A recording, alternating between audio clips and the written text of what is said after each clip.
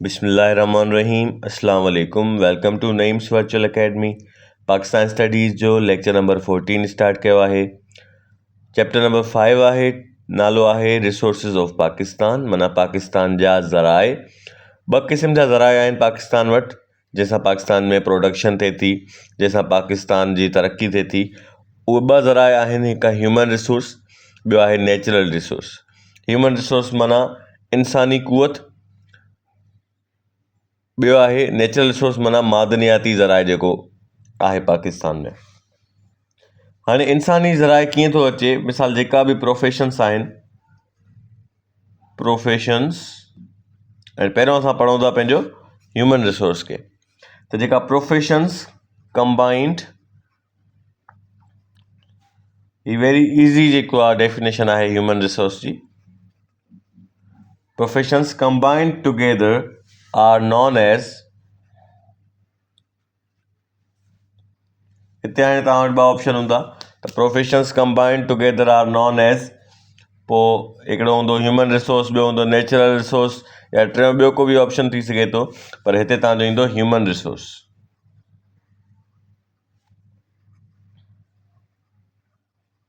मिसाल जेका बि तव्हां वटि डॉक्टर्स आहिनि, उन सां बि पाकिस्तान जी तरक़ी थिए थी न।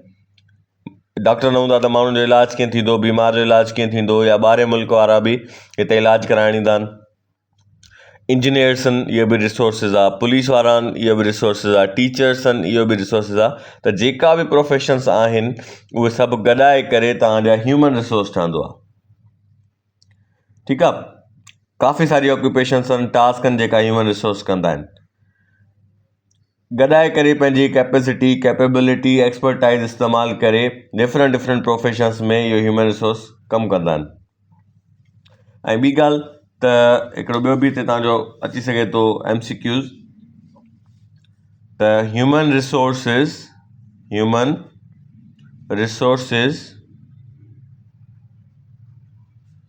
are also called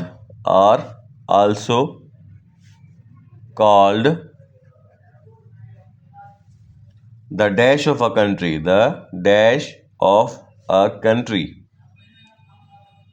हिते ॿ टे ऑप्शन ईंदव, तव्हांखे छा करिणो आहे, human resources are also called the man power of a country. इन जो ॿियो नालो अथव मैन पावर। ठीकु आहे, छो जो मैन में हूंदो आहे इंसान ज़ात। अच्छा, हिते हाणे तव्हांखे मां इहे पढ़ूं था न प्रोफेशन्स खे ऐं एम्प्लॉयड पर्सन्स खे, त हाणे एम्प्लॉयड पर्सन जी तव्हांखे थोरो डेफिनेशन बि ॿुधायां, छो जो इहो बि MCQs में मां ॿ टे दफ़ा ॾिठो आहे त ईंदो आहे। त a person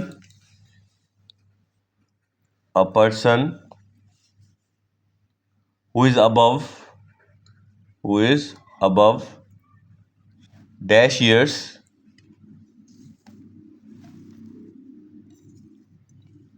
and works for himself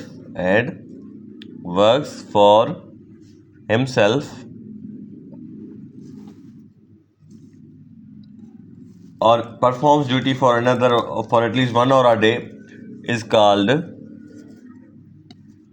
employed person। ठीकु आहे। कोई बि अहिड़ो माण्हू जेको पंहिंजे लाइ कमु करे थो या ॾींहं में कम अज़ कम 1 घंटे खां वधीक कमु करे थो, त उनखे तव्हां एम्प्लॉयड पर्सन चवंदो, लेकिन उनजी एज छा हुजे, अबव 10 years, 10 साल खां मथे जो हुजे। हाणे असां सिर्फ़ु एम्प्लॉयड उनखे सम्झंदा आहियूं जेको माना कंहिं प्रोफेशन में हुजे, पर अगरि उहो मज़दूरी करे थो तॾहिं बि उहो एम्प्लॉयड आहे। ठीकु आहे। ऐं कोई बि कमु, कोई बि ड्यूटी उहो करे थो न, उहो एम्प्लॉयड आहे। अनएम्प्लॉयड उहो आहे जेको कुझु बि न करे। इहो बि डिफरेंस तव्हां यादि करे छॾियो। ऐं डिफरेंट प्रोफेशन्स हूंदा आहिनि ह्यूमन रिसोर्स में, जीअं तव्हांजा agriculture, mining, architecture, business, communication, government service, ऐं ॿिया बि काफ़ी सारा पेड वर्क आहिनि। ठीकु आहे। इहो थी वियो तव्हांजो ह्यूमन रिसोर्स। ह्यूमन रिसोर्स खां बग़ैर बि मुल्क तरक़ी न कंदा। हाणे ॾिसो, ॿिया जेका मुल्क आहिनि उहे उन्हनि खे बि ह्यूमन रिसोर्स जी ज़रूरत पवंदी आहे। पोइ ह्यूमन रिसोर्स जी ज़रूरत पूरी करण जे लाइ उहे ॿियनि मुल्कनि खां माण्हू घुराए करे उन्हनि खे जॉब्स ॾींदा आहिनि। उन्हनि वटि ह्यूमन रिसोर्स न आहे। पाकिस्तान वटि ॿई शयूं आहिनि, ह्यूमन रिसोर्स बि आहे ऐं नेचुरल रिसोर्स बि आहे। हाणे अचूं था नेचुरल रिसोर्स ते।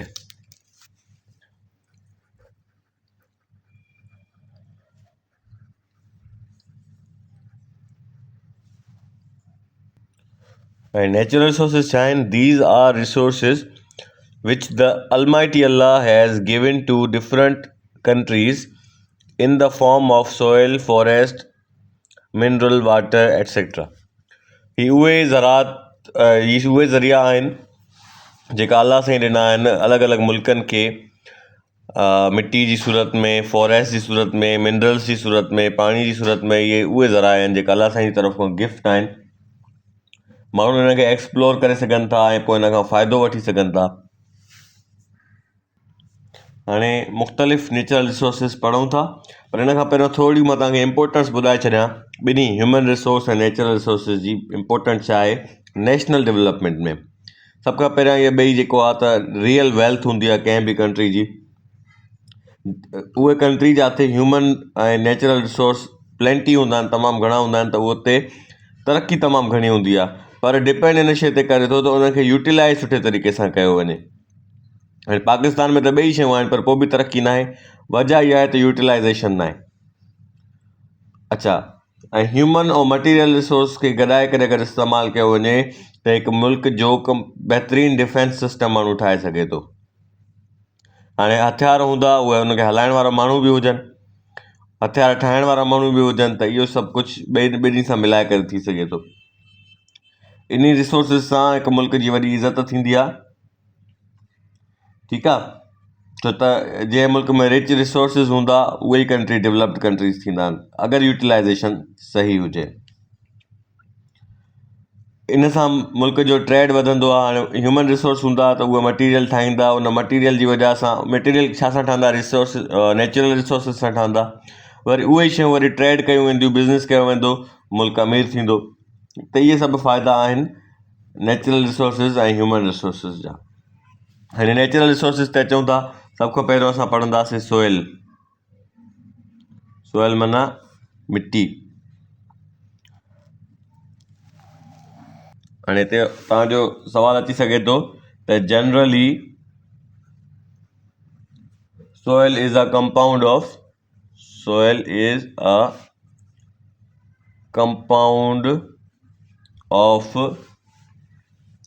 salt, silt and dash। जेकी मिटी आहे उहो छा सां ठहियलु हूंदी आहे? इन में नमक बि हूंदो आहे, साल्ट बि हूंदो आहे, सिल्ट बि हूंदो आहे। टियों छा हूंदो अथसि? टियों हूंदो अथसि किले।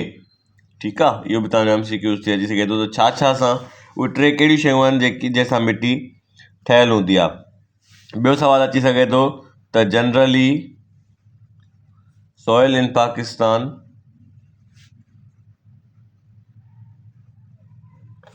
is of dash dash dash colours.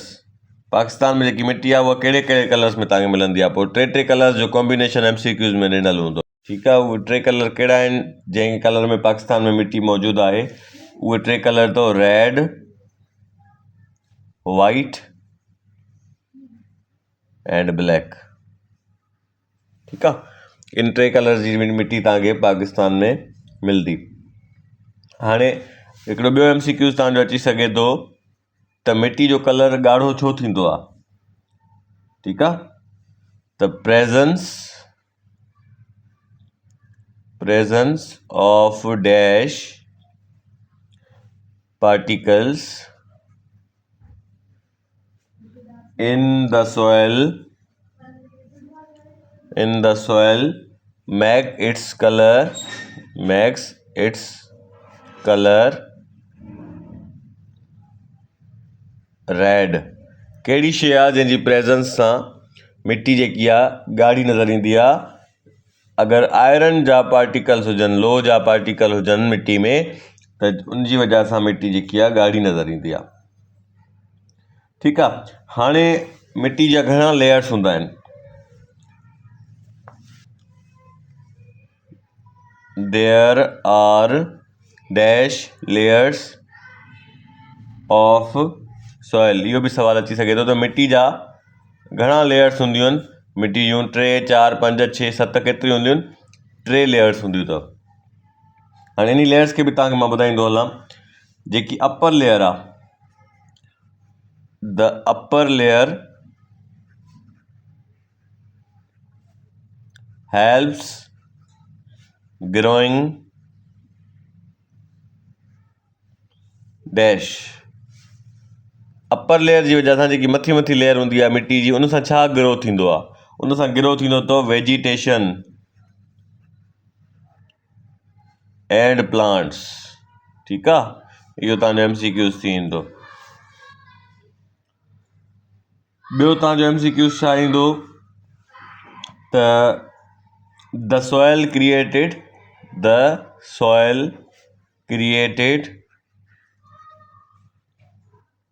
as a result of erosion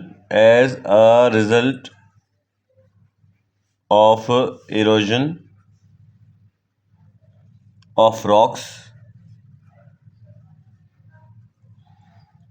and climate change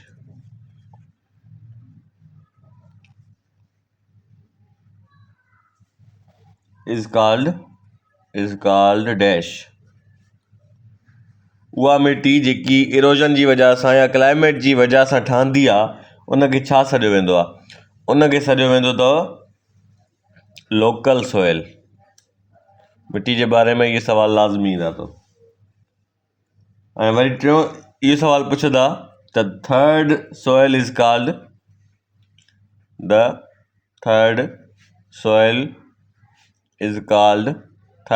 खे छा चवंदा आहिनि उनखे चवंदा अथव ट्रांसफर्ड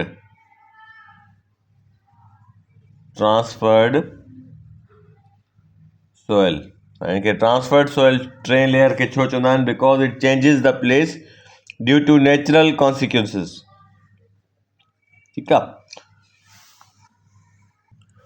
नेचुरल रिसोर्सिस में सॉइल खां बाद असां वटि आहे फॉरेस्ट माना जंगलात ठीकु आहे हिते तव्हांखे ॿुधाईंदो हलां त फॉर बैलेंस्ड ॾिसो जंगलात तमामु ज़रूरी हूंदा आहिनि इंसान जी भलाई जे लाइ मुल्क जी भलाई जे लाइ तरक़ी जे लाइ ऑक्सीजन जे लाइ जानवरनि जे लाइ परिंदनि जे लाइ फॉरेस्ट तमामु ज़रूरी हूंदा आहिनि for balanced economy of a country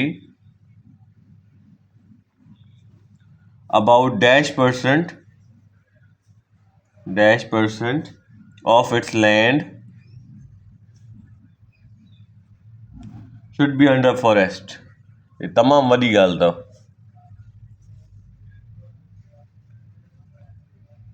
माना अगरि तव्हांखे पंहिंजे मुल्क जी इकोनॉमी खे बैलेंस रखिणो आहे त केतिरो परसेंट तव्हांजी मुल्क जी ज़मीन अंडर फॉरेस्ट हुजे 10%, 20%, 30%, 50, 70 केतिरा परसेंट हुजे तव्हांजी ज़मीन तव्हांजे मुल्क जी जेकी अंडर फॉरेस्ट हुजे 25% ठीकु आहे 100 मां 25% फॉरेस्ट लाज़मी हुजणु घुरिजे छो त फॉरेस्ट मां काफ़ी फ़ाइदा आहिनि हिकु तव्हांखे ऑक्सीजन मिलंदो हिकु तव्हांखे वुड मिलंदो फर्नीचर मिलंदो फायरवुड मिलंदो तव्हांखे प्रोटेक्शन मिलंदी काफ़ी फ़ाइदा आहिनि हिन जा 25% हुजे हाणे इहो सुवालु अचे थो त पाकिस्तान जे मुल्क जी ज़मीन केतिरी ज़मीन आहे जेकी अंडर फॉरेस्ट आहे त पाकिस्तान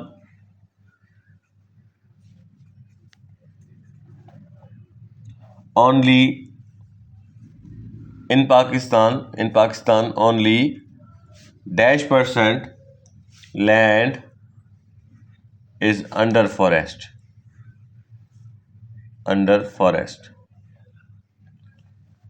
पाकिस्तान जी सिर्फ़ु 4.8 अथव 4.8% आहे ॾिसो केॾो डिफरेंस आहे 25% थियणु घुरिजे आहे 4.8% तॾहिं त पोइ हिते आहियूं न पाण त डिवीज़न ई सही न रखंदा आहियूं हाणे प्रोविंशियल डिस्ट्रीब्यूशन ते अचूं अगरि प्रोविंशियल डिस्ट्रीब्यूशन ते त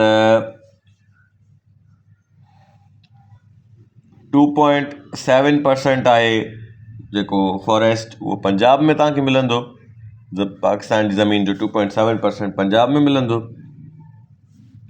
4.2% तव्हांखे मिलंदो सिंध में ऐं 15.6 मिलंदो तव्हांखे KPK में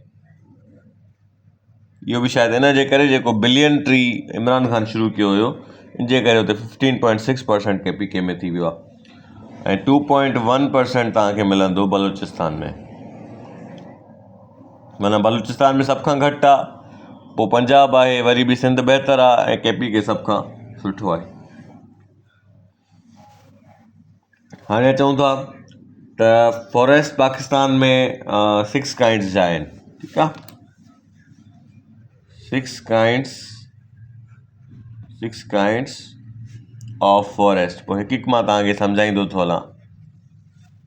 पहिरियों आहे तव्हांजो माउंटेनियस फॉरेस्ट, माउंटेन लिखी करे पोइ आख़िर में OUS ॾियो थी वेंदो माउंटेनियस फॉरेस्ट।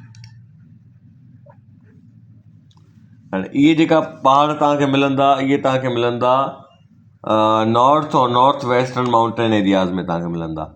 जीअं तव्हांखे इहे सवात में मिलंदा, दिर में मिलंदा, चित्राल में मिलंदा, इन इलाइक़नि में, एबटाबाद में, मरी में, मानसेरा में, ठीकु आहे, मरी में तव्हांखे मिलंदा। इहे तव्हांजा जेका माउंटेनियस फॉरेस्ट आहिनि, इहे एवरग्रीन आहिनि, ठीकु, एवरग्रीन अथव।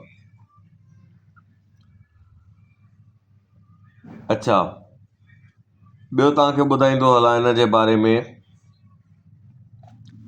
त हिते तमामु घणा जेका आहिनि त तव्हांजा ट्रीज़ हूंदा आहिनि, ऐं तमामु सुठो हिते जेको आहे फ्रूट थींदो आहे, मलबेरी, एप्पल, फ्रूट ट्रीज़ हूंदा आहिनि, चेस्टनट तव्हांजो हिते मिलंदो, वेलनट मिलंदो,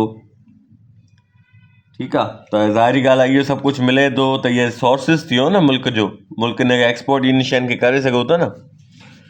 उन खां बाद ॿियो जेको तव्हांजो काइंड आहे फॉरेस्ट जो, उहो आहे सब माउंटेनियस फॉरेस्ट, सब माउंटेनियस फॉरेस्ट। ऐं सब माउंटेनियस फॉरेस्ट जेको आहे, इहे कुझु घटि हाइट ते हूंदा आहिनि। हे जेका हूंदा आहिनि त 1000 खां 4000 जी हाइट ते हूंदा आहिनि, 1000 खां 4000 जी हाइट ते हूंदा आहिनि, 4000 पंहिंजो मीटर ते। ऐं हे जेको आहे पंहिंजो 1000 मीटर ताईं हूंदा आहिनि। इहे फॉरेस्ट कुझु हेठि हूंदा आहिनि। इहे तव्हांखे मिलंदा कोहाट में, मर्दान में, रावलपिंडी में, पिंडी में तव्हांखे मिलंदा, ठीकु आहे। हिते तव्हांखे ज़्यादातर पंहिंजो शीशम, पॉपुलर ऐं ब्लैकबेरी बि तव्हांखे इन जंगलात में मिलंदो। ब्लैकबेरी केॾो महांगो फ्रूट आहे, इहो बि तव्हांखे हिते मिली वेंदो। ऐं हिन जो जेको हार्डवुड आहे ट्रीज़ जो, उहो फायर ऐं कंस्ट्रक्शन वर्क में बि इस्तेमालु थींदो आहे। उन खां बाद चऊं था 3 नंबर ते आहे असांजो ड्राई वेस्टर्न माउंटेनियस फॉरेस्ट, ठीकु आहे। इन में तव्हांखे चिलगोज़ा मिलंदो, सभ खां महांगी तरीन शइ अथव चिलगोज़ा। चिलगोज़ा तव्हांखे इन में मिलंदो, तव्हांखे पाइन मिलंदो, ठीकु आहे। इहो तव्हांखे, इहे आहिनि किथे, इहो तव्हांखे कोयटा में मिलंदा, इहे तव्हांखे जंगलात कोयटा में मिलंदा, कालात में मिलंदा, कलात में, ज़ोब में। सोचींदा हो न इहे शयूं किथे मिलंदियूं हूंदियूं, चिलगोज़ा किथे मिलंदो हूंदो, इहे तव्हांखे ड्राई वेस्टर्न माउंटेनियस फॉरेस्ट में मिलंदा। उन खां बाद आहे असांजो riverine forest, RIVERINE, riverine forest. Riverine forest जो नालो इन जे करे आहे त इहे ग्रो कंदा आहिनि, ग्रो अलॉन्ग द रिवर, इहे दरिया सां गॾु गॾु हलंदा आहिनि, ग्रो ई उन जे करे कंदा आहिनि, ठीकु आहे। हिते तव्हांखे मलबेरी मिलंदो, ठीकु आहे, मलबेरी मिलंदो। ऐं इहे तव्हांखे मिलंदा पंजाब ऐं सिंध में, इहे फॉरेस्ट तव्हांखे पंजाब एंड सिंध में मिलंदा। उनखां बाद आहे तव्हांजो कैनाल फॉरेस्ट, कैनाल फॉरेस्ट। इहो हुते तव्हांखे मिलंदो where canal water is available. माना अगरि दरिया न हूंदो त एटलीस्ट उते कैनाल ज़रूरु हूंदो, उते तव्हांखे इहो मिलंदो। इहे छांगा मांगा जे एरिया में तव्हांखे मिलंदा, छांगा मांगा।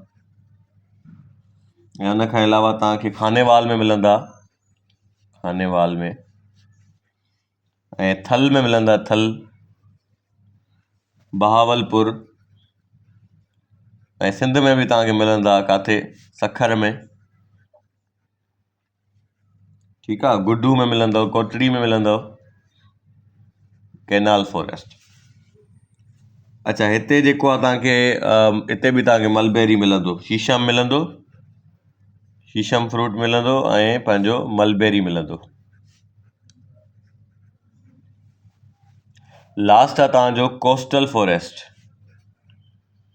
कोस्टल फॉरेस्ट इहो तव्हांखे मिलंदो in the south of Sindh, near the coast of Arabian sea, near the coast of Arabian sea. Karachi ॾे तव्हांखे मिलंदो। हिते तव्हांखे मिलंदा मैंग्रोव फॉरेस्ट, मैंग्रोव फॉरेस्ट, ठीकु आहे। हाणे थोरो तव्हांखे इम्पोर्टेंस ॿुधायां, एडवांटेजिस ॿुधायां फॉरेस्ट जा। त forest are one of the important resources of the country. इन सां छा थींदो आहे, तव्हांखे वुड मिलंदो, टिम्बर मिलंदो, हर्ब्स बि मिलंदियूं, यानी जड़ी बूटियूं तव्हांखे मिलंदियूं।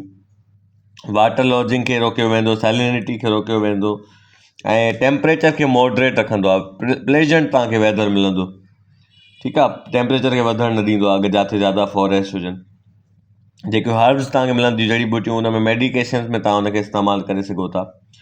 ऐं हिते तव्हांखे वाइल्ड लाइफ मिलंदी, एनिमल मिलंदा, तव्हांखे लायन बि पाकिस्तान में मिलंदो, लियोपर्ड मिलंदो, बियर मिलंदो, ठीकु आहे। फायरवुड जे लाइ फॉरेस्ट इस्तेमालु थींदो आहे, ब्यूटी या लैंडस्केप जे लाइ फॉरेस्ट इस्तेमालु थींदो आहे, फर्नीचर ठाहिण जे लाइ, पेपर, इहो जेको पेपर आहे इहो ठाहिण जे लाइ, मैच स्टिक ठाहिण जे लाइ, स्पोर्ट्स गुड्स जीअं बैट वग़ैरह ठाहिण जे लाइ बि इहे तव्हांखे जंगल जी काठियूं इस्तेमालु थींदियूं आहिनि।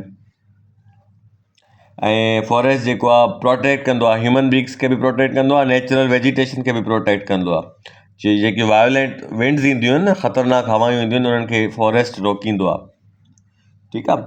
ऐं फॉरेस्ट जेको आहे मेल्टिंग ऑफ स्नो खे बि रोकींदो आहे, पहाड़नि खे जे, ठीकु आहे।